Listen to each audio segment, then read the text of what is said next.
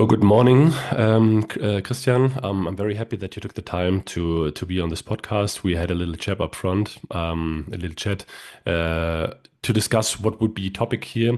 And yeah, normally the topic would be you.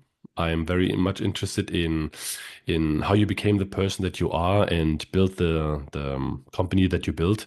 And yeah, I would like to give you the opportunity to introduce yourself. So hi, and thanks for having me. I feel honored and happy to be part of this podcast. So I'm Thanks. Christian. I'm most well known for being co-founder and CEO of Wandelbots. And yeah, so how would you like to start? Normally, what I ask is, so how was your upbringing? Because some of my guests has very straight CVs.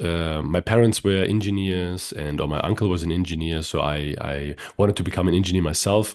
But some of my guests they have parents living on a farm. So I'm really interested in your upbringing, and maybe you can share a little bit about what was interesting for you when you grew up. Yeah, so I think I had a wonderful childhood, but my parents were like working class. My father was a plumber, my mother was a secretary, both born and raised in the GDR, which didn't have equal opportunities for everyone. So maybe dare say we would have been different if they would have grown up in a democratic country. Hmm. Uh, but due to many reasons, they did never had the chance to kind of strive for a more uh, yeah, ambitious career. So they ended up being a plumber and a secretary, but they were wonderful parents. I grew up at a village, but I remember right after the reunion when I was 6, so in 1991, they bought their first PC, and I remember it was a DOS PC. 386, and they didn't know how to use it, so it was more or less just standing around. And this Hmm. is when I started kind of making myself familiar with technology, and most importantly PCs. So typical, started trying to play games. Back at the days it was a nightmare trying to install them, get them to run, so you really had to understand the foundation of PCs in order to kind of play games. And this is when I learned more and more. And when I was 9, I remember that I went to or they kind of organized a summer camp participation for me, which was partially about learning how to program. Hmm. Uh, it was in Brandenburg, in the beautiful Spreewald. Hmm. Uh, this is when I yeah wrote my first Pascal programs back then. So with 9, um, sounds very nerdy, but it was also partially a regular summer camp. So we also kind of did typical summer camp things, but in the morning it was always like programming lessons. And this is where I got totally hooked. So with the feeling of just having a PC and knowledge and creating stuff that brings value for people was an amazing feeling. And this is where when I really fell in love with programming. So I actually earned my first money with it when I was 12. So I was writing a Delphi application for the company my mother was working in. They were doing environmental measurements, and they were all doing, like, all the recordings were done on written on pen and paper, and they wanted to start digitizing that. So I built a small application for them where they could actually store their data in a digital format with some forms and stuff. So, and this was really kind of a game-changing moment for me when a 12-year-old can create something that really creates a business impact for a company was mind-blowing. So this is where my path forward was pretty clear. So the entrepreneurial mindset and spirit was ignited very early on. Yes, I think so. So alone the whole concept of being able to create stuff with nothing else but a PC and your brain, um, uh, that really ignited it. And I think from that moment on, it was pretty clear what I wanted to do. So study computer science and then really become a professional in that field. And later on, also like I was then doing that most more or less my entire life. Started with web development and built some content management systems for local yeah, rental companies or property owners to basically promote and sell their properties and stuff like this. So this was kind of my first commercial jobs I had. Um, but yeah, my childhood was in a village, and my parents always supported me with that. We obviously we were not rich and we were not very privileged, but I think um, in that country, it's like if you really want to achieve something, it requires a lot of blood, sweat, and tears and pushing through. But if you have the right social environment, like good parents who support you, then basically you can almost achieve everything. This is very well said, and I think the majority of people are really underestimating what kind of impact this support system can really have. Because when it gets tough and when it becomes difficult, having someone someone having your back and saying you can do this, I believe in you, and if it doesn't work out, I will still be there. I think this is something that is so powerful, as you said, almost with the right grit and with the right perseverance. I think almost everything is possible. So thanks for sharing this one.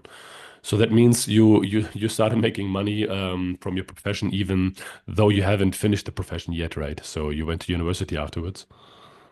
Yeah, but to be very honest, of course, like at the beginning and when especially when I was a teenager, like was always a couple of $100 you were getting from that, and I was spending it right away. So for computer games, parties, whatever. And yes, it was pretty clear that I wanted to study computer science, but I was visiting a school in Jena, in Thuringia, which back in the days already had a master's course in computer science. So I think it was back then where I did my Abitur in 2004. There were two schools in whole Thuringia where you could do that, and I don't know if it's more today, but I do know that in Saxony, where I live now, to the best of my knowledge, there are none still, and we are 2024. So the funny thing was our teachers, they were professional computer scientists, so they were not teachers that somehow learned to work with computers. It was they went in sidetrack, so they studied computer science and later on decided to become teachers. And content-wise, basically what we learned in 2 years was almost so when I started studying computer science in Dresden, which is also amongst like today it's University of Excellence, especially computer science is one of the best computer science departments in Germany. Like the first 2 semesters were basically a repetition of what we learned in school. So it was really kind of really good content. That also was a very good foundation for me to kind of speed up in my profession as becoming a good engineer. Um, and what was also not always easy, but really good is that also I had to earn money when I was studying in order to pay my bills and pay the flat. Of course, I got a little bit of BAföG, and my parents supported me as best as they could, but still was required to earn some extra money. Luckily, in our profession, it's absolutely possible to work as a developer, to work as a software engineer already while you're studying, so within your profession and earn money with that. So I didn't have to work as a waiter or whatever. I really could. So it was double learning time, so to say. So I learned stuff in university, and I learned a lot while I was working in parallel for companies building software, and this helped me to get experience really quick. Would you say that this applied studying, so not only learning but also really using it right away was one of the major accelerator of your learning? Definitely, especially like every university is a bit different, has a bit different scope. TU Dresden, especially computer science, has a very has a tradition of being very close to the ideas of Humboldt. So you learn a lot of theory in the lectures, and how to put it in practice, you have to kind of find out yourself. However, Mm, in exams, this application is what they ask you for. So it's on the one side going from theory to practice, but how to apply it is more or less also your study job. And of course, if you're working in a company and partially, maybe not everything, but part of what you're learning in theory, you have to put in practice right away. Then it's of course easier to kind of get there quicker. Um, and I was not the best student in school. So, because also I was lacking a little bit of ambition, I knew that I wanted to study computer science. There was no barrier in terms of grades in order to do that. So, my motivation in being a really good pupil was low. Also, I had the chance to move out of my parents' place, not because I was in fight with my parents, but because I had the chance when I was 15. So when I was 15, I had my first own flat. Still, my mother was washing my clothes, and my parents were visiting me 3, 4 times a week. But and all good. But I just had the chance because for a company I was working for, they were renting flats, and they paid me with awesome being a pupil in school like 10th grade and having our own flat. That's also sort of cool. So I was learning how to work self-reliably very soon. It was also fun. Then I moved back at my parents' place, did my civil service, and afterwards moved to Dresden. But yeah, so working hard to achieve stuff was I learned very early. the situation that you being a student and that you no 15 you're not a student already you're Yeah, still in I was in school, so 10th grade was also a wild time. so then you entered university and then you said that this was something that you grades were not the most important thing for you. Most important thing for you was really learning and understanding and applying.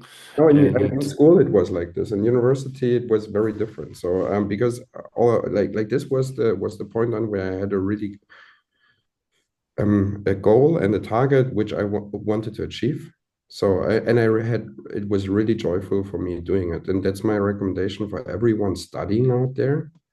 Like we only have this one life, and you should really strive for something you love. So you love doing. I think it's a horrible thought of doing something which you don't want to do. But in my case, the good news was I really enjoyed doing it, and consequently, I became.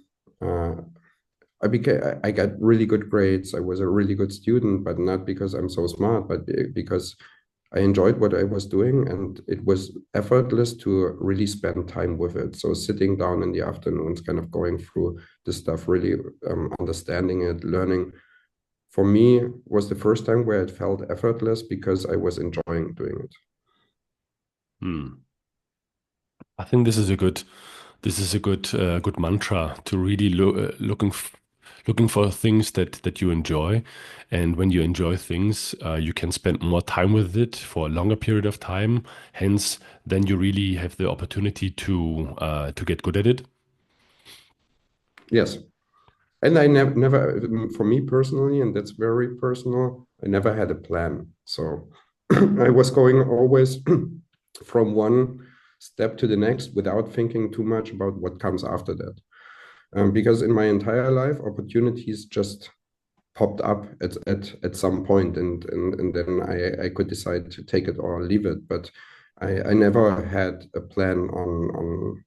So when I started studying, I had no idea what exactly I will do afterwards. And so after finishing my and basically one thing I would like to mention, in that time I was right in the second semester, I met my wife, which I'm married now with now for 11 years.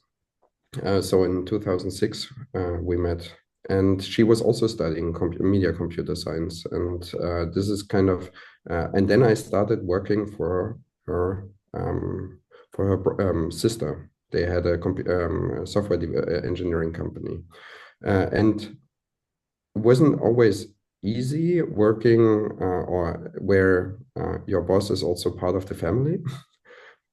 But this was a very so barely a time in my life where I learned so much in such a short amount of time. So it was a really great opportunity for me to take responsibility on projects, to really work on stuff which mattered, on sometimes even taking customer projects more or less over on my own behalf. But also being accountable for the outcome, and also being responsible for delivering great results to the customer, which was a really important learning for me. Um, so, and when we both finished our studies, we both decided to stay in research. So we stayed at the university. My wife started in yeah, economic computer science. So she started at faculty of economics. I started in software engineering, both our PhDs with different topics. And then at some point, my wife decided to switch her PhD to wearable electronics. So she was really into this combination of having electronics, software, and creating clothing, and combining all of that. Back at the days, there were not this wasn't a giant field, and especially at TU Dresden, it was more or less unknown. So it wasn't unknown, but there was no one actually working on it. And then she was looking for people supporting her on that journey, and she found my former boss, who really kind of got hooked right from the first second on, and then we started working for the same employer, or we had the same boss. And this is where this whole everything of it coming together. So we were entrepreneurial more or less for a very long time. So there was also a company before Wandelbots, which was called, first one was called Chroma, and then the next one was called Ubians, where we did some sidetrack projects for Infineon, for instance. And we tried to, so this was the point in time where we were seeing that what we were doing matters for people, for businesses. So this whole, basically, we started with the fact that we wanted to combine what Maria was doing in her PhD, so wearable electronics, and what we as a research group were doing, which was software engineering, programming languages, and we were as a group applying it to robotics. And we just have thrown smart clothing and robotics together because it was fucking cool. So at the beginning, it was just amazing to put on a jacket and control a robot. This was like Iron Man stuff. And we just enjoyed doing that. And what kind of robot was it? The very first one was, do you remember from Aldebaran, the small Now robot? So a humanoid two-legged QT robots. That's where we started. Because the professor I was working for, Uwe Astmann, he fell in love more or less with those types of robots, and they were a really great science demonstrator. So because everyone, even now, but more important back then, people were never seeing robots in their lives. So or only at automation departments, but in a typical computer science department back then, when you were doing tests with robots, everyone stopped. Everyone wanted to take pictures and videos and all of that. They were really great science demonstrators because they were like a magnet for people. You pulled all the attention to it. Um, and I think this was one of the main reasons why we stepped into robotics in the first place. Um, and then but then the first real robot was a KUKA EVA because we applied for a research competition from KUKA. So the KUKA Innovation Award was basically the foundation of everything. And we just applied because we had something cool to show and we wanted to show that. Then we participated at the Innovation Award and we were elected to be among the top 5, I think it was top 5 projects. And we were allowed to demonstrate it for a week on the Hanover Fair at the giant KUKA booth. And it When was was that? hmm? When was that? 2016. And still it was already also back then, it was more like a hobby project. So we didn't do it because we saw a big business opportunity behind it. We did it because it was fun. And then we went on the Hanover Fair and we were overwhelmed with concrete interest from the industry. So we had companies from Volkswagen, like giant automotives, being interested in the technology, as well as small. I think we even had a Swiss chocolate company, and the guy explained to us that especially in Christmas times, that they have a high demand. They produce 60% more chocolate than the rest of the year, and he's doing that with Eastern European women he employs for that time, so they come over and to kind of help in those peak times. But even back then, 2016, it was harder and harder for him to find people wanting to do the job. So, but automation for him was too inflexible to kind of use it. And then we really thought, oh, maybe there is something we have here which might be an interesting business case. But still, after that, we spent more than a year to kind of evaluate that. And there was basically 2 life-changing moments, I would say, at least for me, but I would also say for the rest of the founders. So on the one side, our former boss, Professor Assmann, I wouldn't say he's a great businessman. He's a great researcher, but he isn't a great businessman. But he always understood the importance of bringing both worlds together. And so very early, he started doing lectures and courses on the combination of economics and software engineering. And he was a big fan of educating people for entrepreneurship. So he had even a lecture, I think it was called Software as a Business, where also the PhDs had to attend. So and we learned a lot of theoretical foundation on how to create a business, how to run a business. And I think this is largely lacking in the European culture. When we started our initial conversation, we were talking a lot about different cultural differences from the US to Germany. I think one of the main differences in entrepreneurship I see is that people get confronted with the thought of creating their own business too late or too seldomly. I think it's deep in our culture that entrepreneurship is not considered necessarily to be a good thing. I think everyone running a company is not always the good guy. So maybe to share a short story. So I do remember that one of my kids many years ago that they were having a lot of do-it-yourself courses in school, and that works like they are collected for many weeks, and at some point it's getting too much, so they have to take the stuff they have created home. And my son was obviously too lazy to do it. So he had the idea in third grade to put a table to the entrance hall of the school and sell it to the parents which are picking up their kids. So he starts selling with his friends do-it-yourself stuff to parents picking up their kids.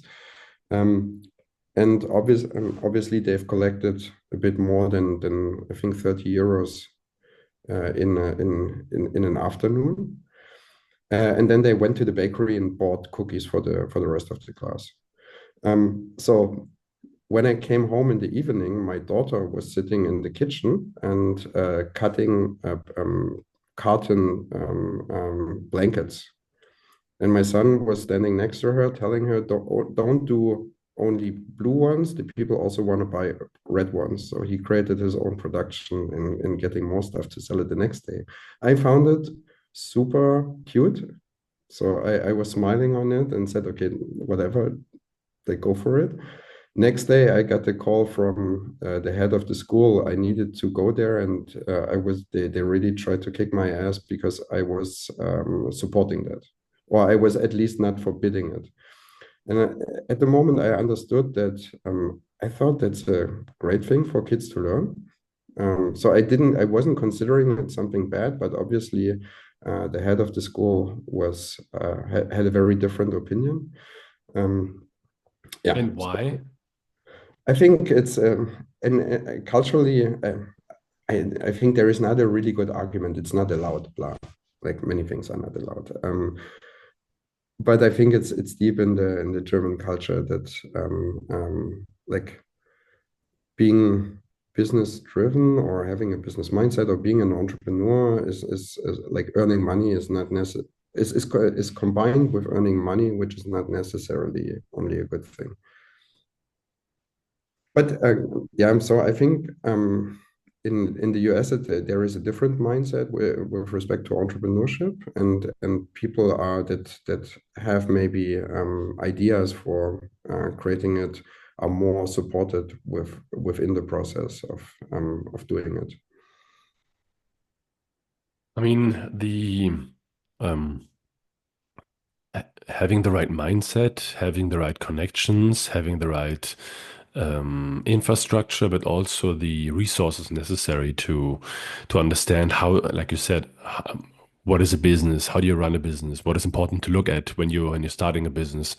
I think those things yeah, most likely uh, not being implemented too much, right? I mean, if you think about it, if you go to school and the very important stuff, nobody's teaching you, right? So taxes, um, what would be necessary to run a business? Those things are, yeah, not really taught in school. So I think we can agree that the German mindset and the American one is totally different here.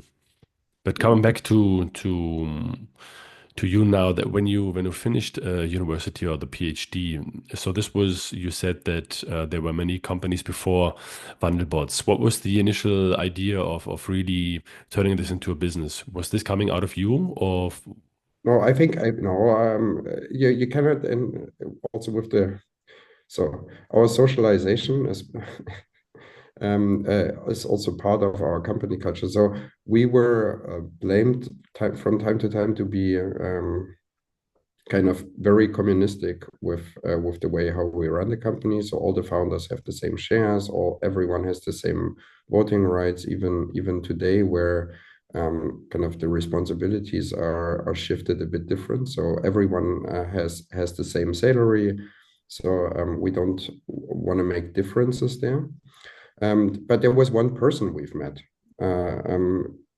This was was coincidentally Professor Frank Fitzek, and he's one of the most well-known professors here in Dresden, but also internationally. He runs the Deutsche Telekom chair for communication networks, and he's a person. Once you've met him, you will never forget him. That's everyone that knows him knows exactly what I'm talking about. So he's also the kind of person when you meet him, you wouldn't necessarily know he's a professor. But he's one of the best researchers in his field globally. But more importantly, he kind of taught us many things. Without him, Wandelbots wouldn't exist. Without many people, like without Maria starting her PhD and pushing those things forward, Wandelbots wouldn't exist. Without the rest of the co-founders, without Uwe not, but without Frank, definitely not, because he saw it and he pushed us to. He made the first contacts to VCs. He really pushed us in creating a company out of it, because we were seeing that a company like Wanderbots you cannot bootstrap. So we were trying that before, but there is years of investment in technology development before you can approach the first customers, really with meaningful serial production types of applications. And if you're trying to bootstrap it, you need to finance the technology development with other income streams like projects. But the more projects you do, the more defocused you get from building the technology you need to build. And we were just seeing with other companies at the end, we were not even doing robotics anymore. Like we built virtual reality applications for automotives in logistics and stuff. So it was, there were not even robots were involved anymore. So we needed to find investment money to work with. Otherwise, there would have never been a product, sorry. But Frank really took us, yeah, explained to or gave us all the initial ideas we needed to have to kind of go and pitch and collect VC money, create a company out of it. So many nice stories I can share with him, because I was coming from a chair which wasn't rich. So we never had enough money to spend. So our task was always to turn shit into gold, make the best out of it. And Frank was very good at raising funds, getting money from corporates. And he asked us 2015 December whether we can build a giant demonstrator for the main demonstrator for Deutsche Telekom at Mobile World Congress. And it was planned to be a two-armed robot with a head, a stereo camera at the head, streamed via 5G to a VR headset and a jacket and a glove to control the robot. So you were putting on a jacket, you were putting on gloves, you were putting on a VR headset, and you were literally slipping into a two-armed robot. And you saw what the robot was seeing via the stereo camera. You could control the robot with your arm movements. You could control, we had robot hands from the DLR, where one hand was about, I think, 100,000 euros. And we could control that hand with gloves you were putting on, also all finger joints. And he came in December and asked us whether we can build this, and it must be ready beginning of February. So we had about 1.5 months to build it. And I made a joke saying to him, like, okay, give me 500,000 and we'll do it. And then he went away, and I thought, like, I'll never see him again. And then a day later, he called me and said, I have the money, so get going. And then we had to deliver it. And it was a very stressful time. It was the entire founding team of Wandelbots, but this really kind of stressed us enormously. But at the end, we delivered it. It wasn't the most stable demonstrator, but it worked on the Mobile World Congress. But we really kind of made it happen. And after that, he was like almost like a second father for me. Kind of taught me a lot of things. Nowadays, I would consider him more like a friend. But and I think if you go from entrepreneur to entrepreneur, there were those kind of people in everyone's lives. And sometimes maybe you also need to go out and find them. But someone who kind of can teach you and brings that spirit to your thinking. I think every entrepreneur more or less had those people in their life. I mean, it's good that you're sharing this, because I do believe also in having a mentor or having someone who can point you into the right direction. And yeah, this is what I said this at the beginning of the podcast, that this is what I'm aiming for, right? You were saying that uh, you were a few people at the university and studying and doing different kind of projects, but then something happened, right? And then there was a bigger project coming out of it. Money was necessary, yeah. So one thing leads to another, and looking back at it, sometimes it seems like it was meant to be, without being here too philosophical. But it's good that you say that sometimes you do need to look out for it yourself, right? Because sometimes those people are not coming into your life. Sometimes you do need to understand to reach the next level. There might be a third party necessary, and then this can be a person, but this can be also a book, or this can be some podcast, hopefully. But yeah, But surrounding yourself with those people that have the right mindset, right? And sometimes it is people coming to your life, and sometimes you do need to look for themselves. Um, the and demonstrator was that's a that's the sorry. also I would like to add one thing. That's the reason how also startup ecosystems start to fly. So all governments out there that want to design it, stop it. It's useless. I was part of a talk of the former mayor of Berlin, Mr. Müller, who was asked on why Berlin is one of the top 10 startup ecosystems, or how Berlin became one of the top 10 startup ecosystems around the globe. His answer was the excellent technology transfer between the universities and the industry in Berlin. And that's bullshit. So the reason why it became that was more or less the Zumwalt brothers and everything they have created initially, and then reinvesting the money they have earned into the ecosystem. And then, of course, if you are surrounded by people in the startup world who start influencing others, so money is starting to gather, VCs come, so there is talent, there is mindset, there is money. And this is where it starts to fly. So it all starts with successful startups first, and then entrepreneurs who reinvest the money into the local ecosystem. This is how startup ecosystems strive. And this cannot be designed. I'm a big believer that there is nothing you can do to kick this off other than helping successful entrepreneurs to excel. And luckily in Dresden, we have one guy, Thomas Kirchner, who earned good money with his company, which was ProGlove out of Munich. I don't know if you know them. So they have developed um,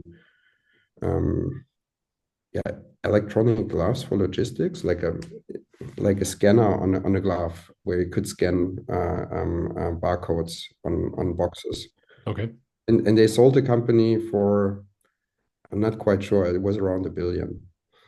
But he's out of Meissen, so he created a company in Munich, but he's a local guy, and after he earned a lot of money, I don't exactly know how much, but it was, I think, good money he earned. He's now starting to reinvest that money into the local ecosystem and helping the universities to create startup programs to help young folks to understand what entrepreneurship is like, to give them the idea of maybe one day creating their own company. And this is so important. This is more important than anything else. So kudos to Thomas, who is maybe one of the, if one day we have a really vital startup ecosystem in Dresden, he might be one of the reasons.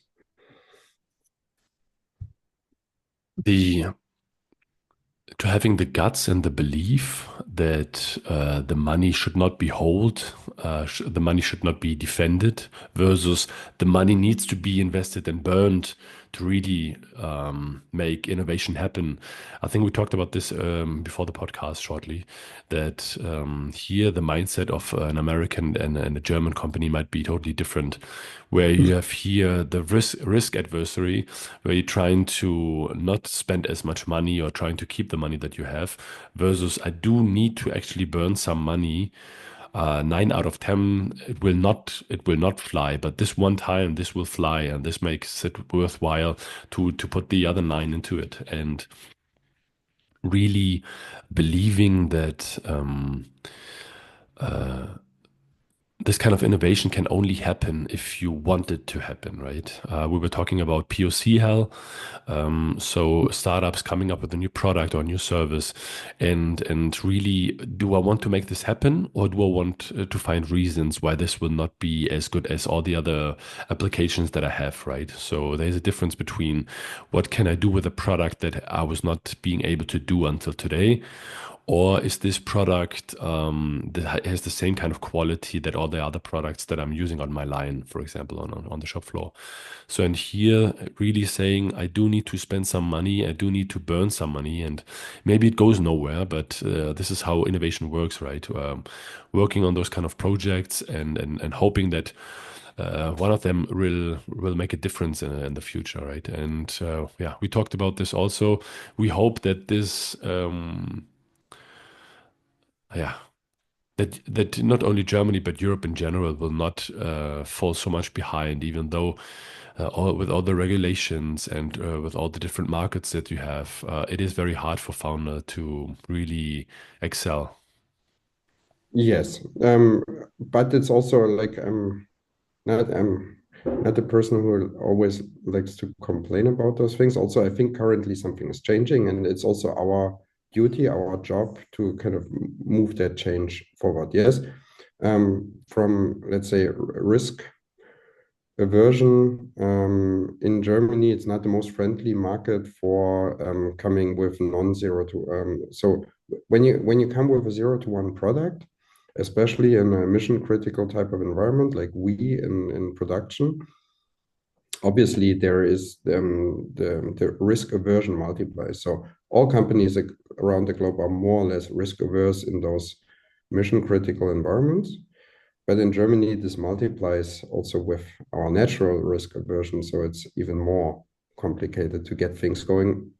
But once you have found your way on how to do it, then also the good news is products become very sticky. So it's also once you're in, it's so they will not kick you out tomorrow again. And so it has its drawbacks and benefits. It might take a bit longer, but also all of the founders, especially the ones who are still with the company, I can speak, I think, for everyone, we don't do that to get rich. So the reason why we're doing it, everyone has a bit of different reason, but we want to change the world a bit for better. That's there. So for me, it's having a positive impact on our European or German or Saxonian industry to really help companies to remain competitive in a very complex environment.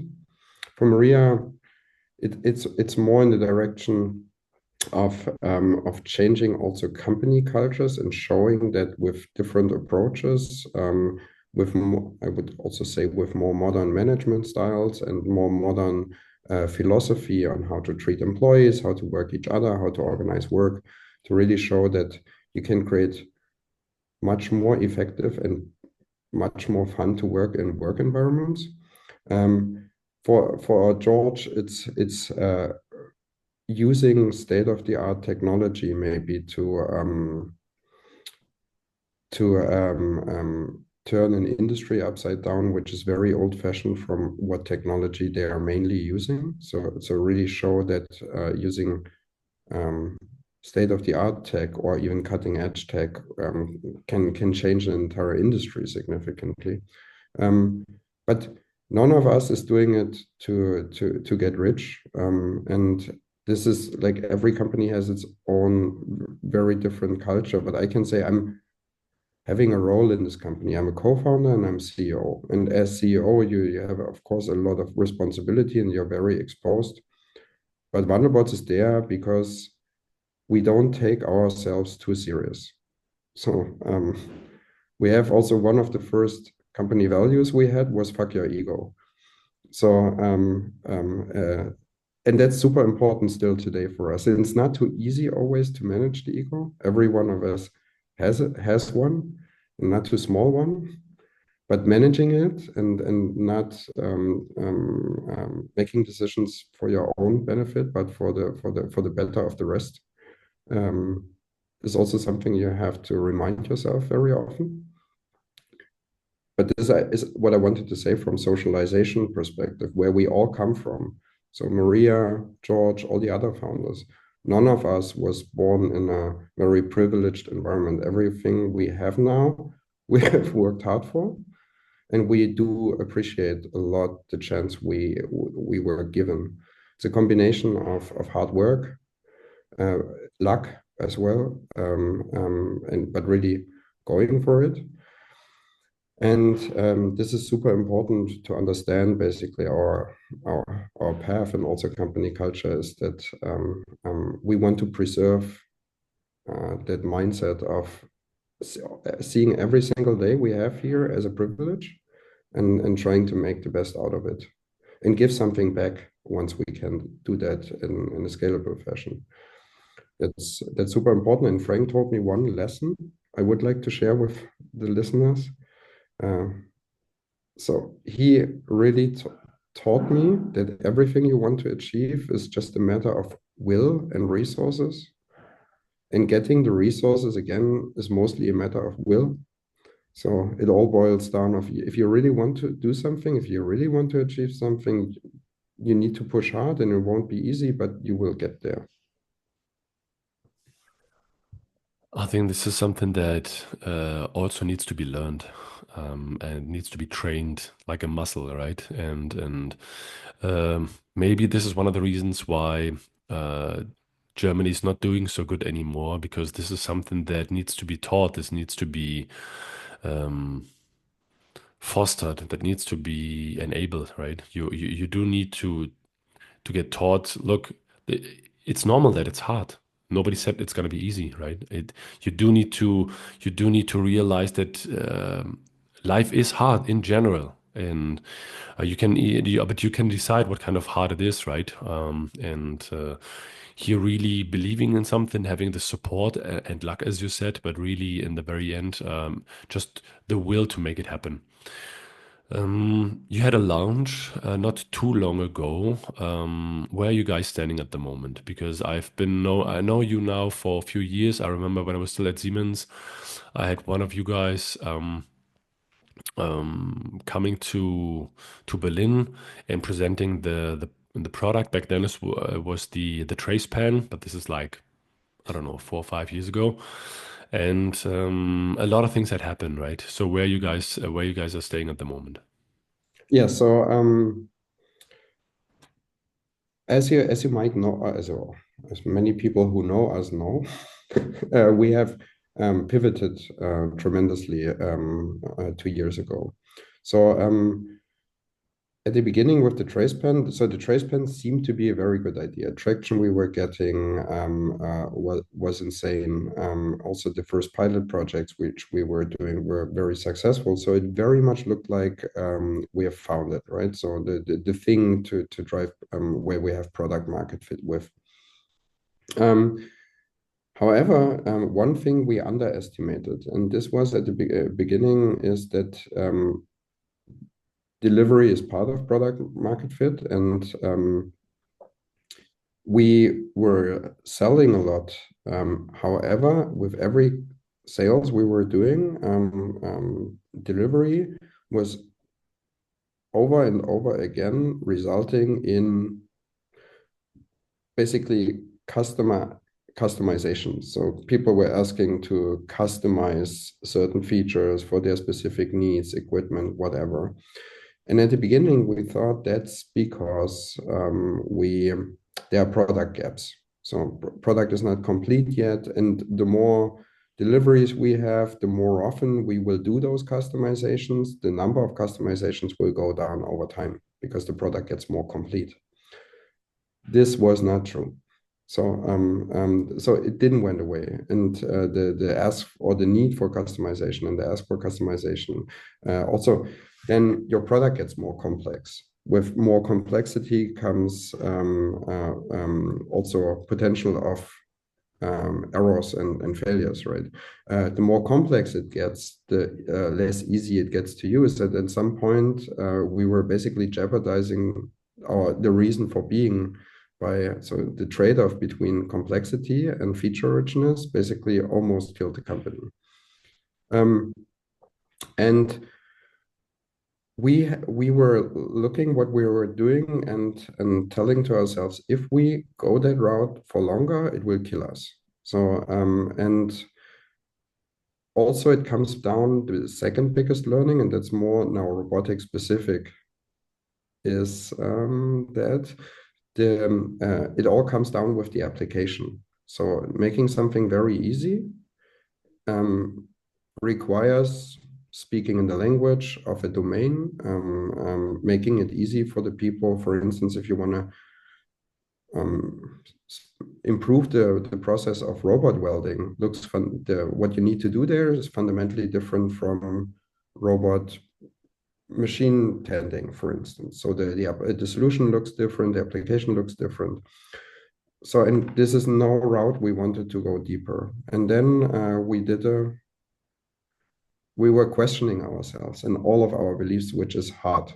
So accepting that the path you were taking is not the right one is hard to accept. And we did it in a way that we did interviews with experts across the entire industry, our customers, our partners, our competitors. So we were speaking to people and trying to revalidate our core beliefs. And out of this process, we realized that the reason for being for Wandelbots is still the same. So the problem still exists. Robots is fucking hard. It's heterogeneous. It's complex. The sheer adoption of a number of robots in the industry is very low because of that, and people are looking for a solution there. So the pivot was about shifting from a end customer teaching product, which was the trace pen. So the trace pen was about helping people to teach their robots in an easier fashion, into providing a base technology for companies wanting to do that. So instead of building those solutions ourselves, we were starting to provide the building blocks for others to build their specific application or even hardware specific software to improve for instance, usability of robots. And at the end, what came out was a fully fledged operating system. So the first robot agnostic operating system in the industry. And yes, ROS is not an operating system. And also I was working as a ROS contributor for many, many years. And we wanted to, all the mistakes that were made with ROS, we wanted to do better. And now we're so we launched the operating system. It's called Nova about a month ago, a bit more than a month. And for us, we are currently in a phase where, and we call this limited availability. So the product is ready for productive use, but only in limited application cases because we don't actually know the limitations and boundaries very well. So we work with companies with a limited set of customers currently in production environments. And GA will be somewhere in Q2, end of Q2 next year, in that range. We don't have a fixed date yet, but we're successfully already applying it in productive environments. I think you guys will not be the first one, and I think like the first agnostic system, right? The do you think that leaving old core beliefs behind you was much harder than coming up with something new? Of course, and especially when something you're working on for such a long time with such high level of passion, right? It's not always good, but it becomes sort of like a child for you. Not only everything you've built, but also the ideas and stuff, and kind of accepting that you might be wrong, or that what you're thinking is not correct. That's, again, it all boils down to the ego. It's hard to accept for everyone, I would say. So I think for no one it's easy to accept it. But yeah, putting your ego aside and then really questioning what's the best for the company is important. And I can tell you, we also had to lay off people back then. So we were almost cutting, I think we a bit more than 30% of the employees were leaving back then. This was the toughest thing I needed to do. So and I never want to do that again. So hopefully I never have to do it again. Because I saw, and this is also now a big source of motivation to kind of learn from the mistakes from the past and never run into a situation based on the learnings where you're forced to go through similar things again.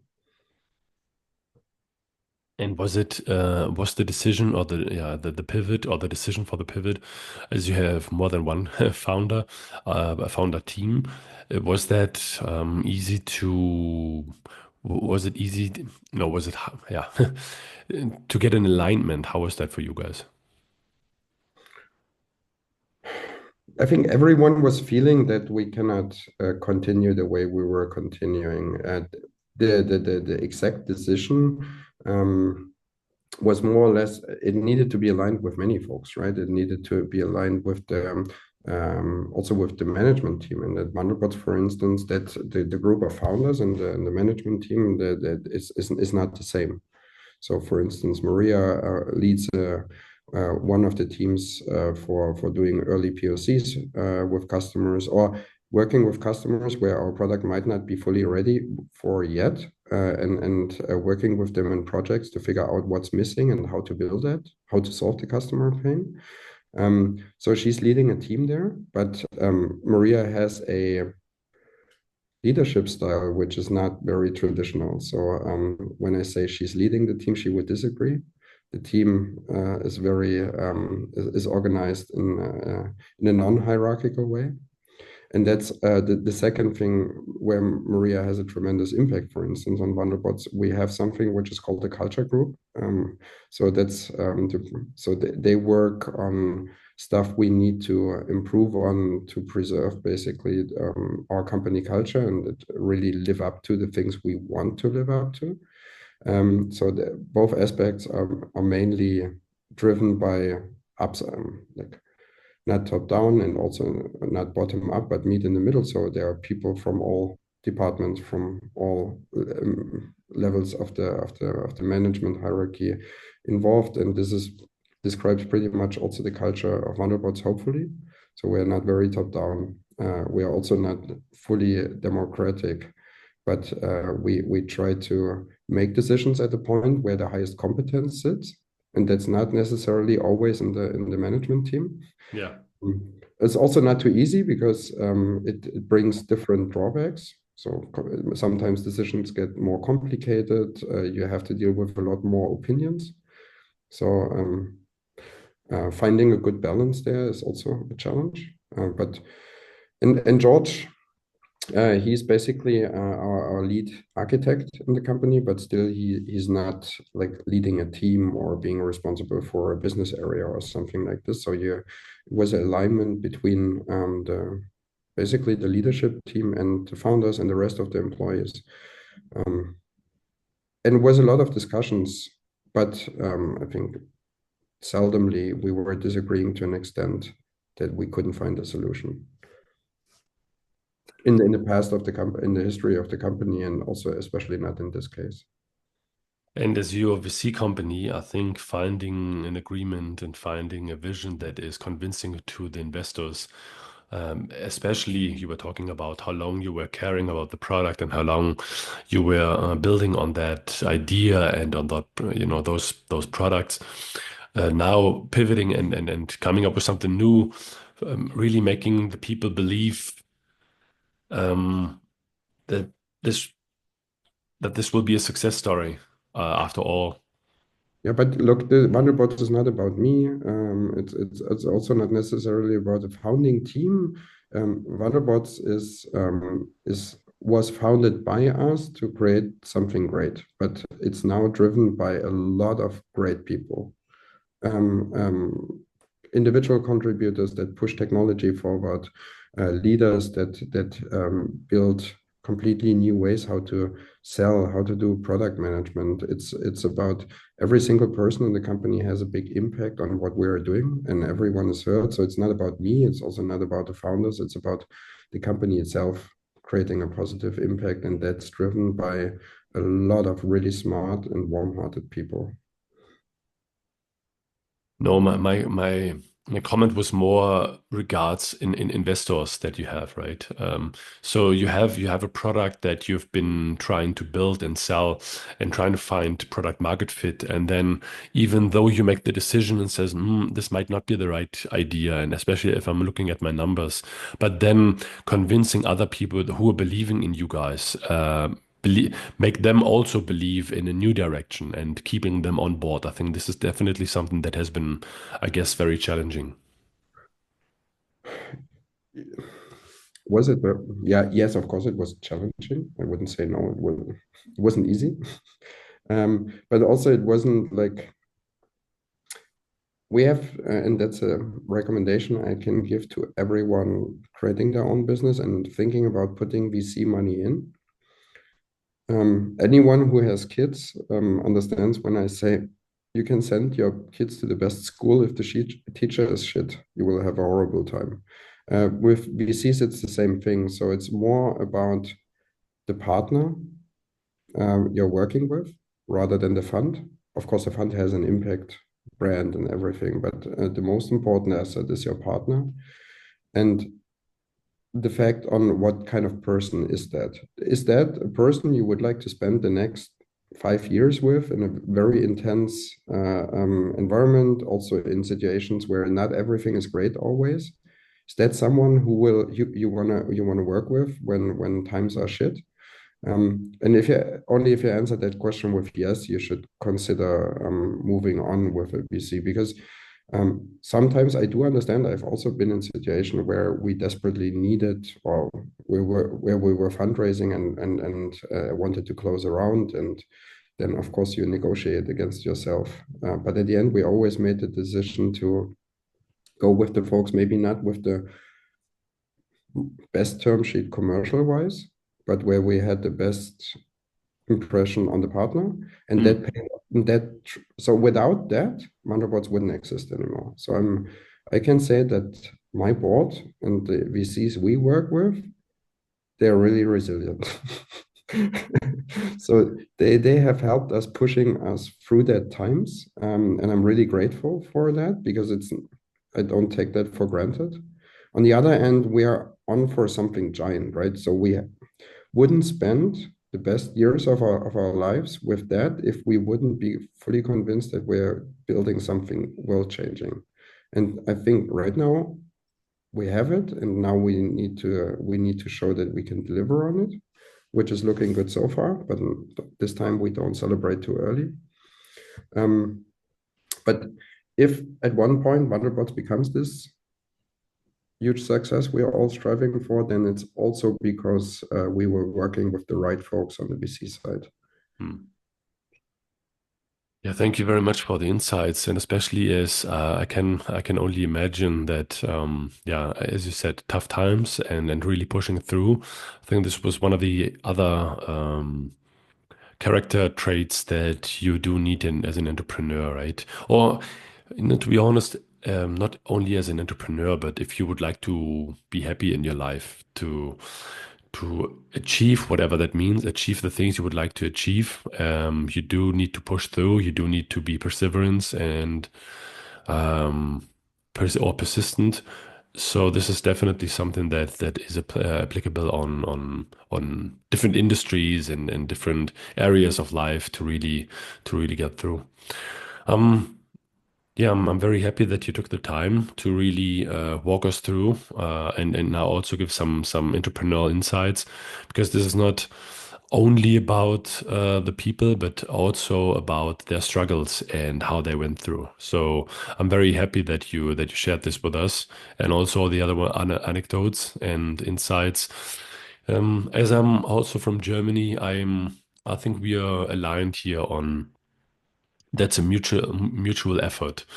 not only very wealthy people that have the opportunity to reinvest, but yeah, I mean, over 90% of companies here in Germany are still small and medium-sized companies, right? And here we do need to understand that we do.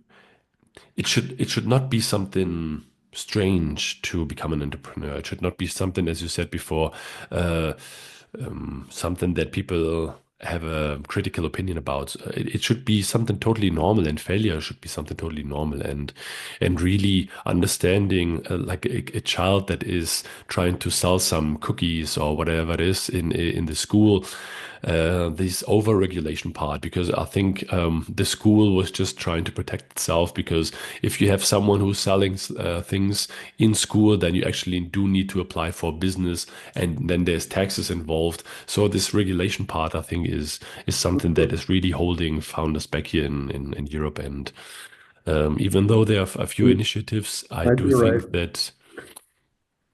You might be right that this is a perfect example of yeah, over-regulation. Hmm. I hope that you guys will succeed, not only for Saxony, but for Germany and or for Europe in general. I think we do need to come up with an idea, or come up with a system that really, I mean, it seems like a buzzword, but really enables founder, right? That really makes it easy for them to coming out of, especially in deep tech, right? You're coming out of university, and a few universities are trying to do a good job with spin-offs, but really, as you said, a few things need to come together: network, money, the will, and then clever people and good ideas, right? That can bring value to the customer who's willing to pay for it. And yeah, I hope that Wandelbots will succeed. And keen to see what you guys coming up with in the next year. Is there anything that you can share already? Um, no, no, not yet. So we Okay. we have we have changed shifted the strategy 3 years ago from only speaking about shit after we have seen it working. So Yeah. there will be exciting things coming, but only we will speak about them once they are there. Um, but generally, to get at least give a hint in the direction is we before we started the recording, we were talking about also AI and the differences in. So AI is I would say, of course, one of the main buzzwords where everyone's walking around and speaking about it. But very specifically, if we go down to specific applications, we're seeing that application of possibilities we see today really can help, from my perspective, also the entire German industry to create those double-digit efficiency gains we are currently needing. And I think there are a lot of exciting things coming up next year. I haven't been to the launch party, but I saw a few pictures and videos. It was a nice setting. And I spoke to your chief of staff, and that we're almost through. We're almost through. That was really a highlight. So I'm really looking forward that you guys, as you said, first delivering and then speaking about it. Yeah, and then again, Christian, I'm very happy that you took the time speaking with me and here, and wish you guys all the best. So thanks very much for having me. Like to all other people, other folks out there, be brave. If you have a great idea, something you think matters, then think about creating a company, and don't expect it to be easy. It will all be blood, sweat, and tears. Startup life is always looks so nice from the outside, but it's really tough from the inside. And if you're an entrepreneur, don't worry. This whole struggle in self-doubt, that's something that's everyone has in our role. Questioning yourself, asking yourself whether this is really the right direction, whether this is really going to succeed. I think that struggle and doubt everyone has. Build a great team around you that can that because it's all team effort. No one can achieve it alone, and this is the most important asset for every successful company is the team doing it. Yeah, I think this is a good way to end it. I wish you guys all the best, and talk to you soon. And thank you very much for having me.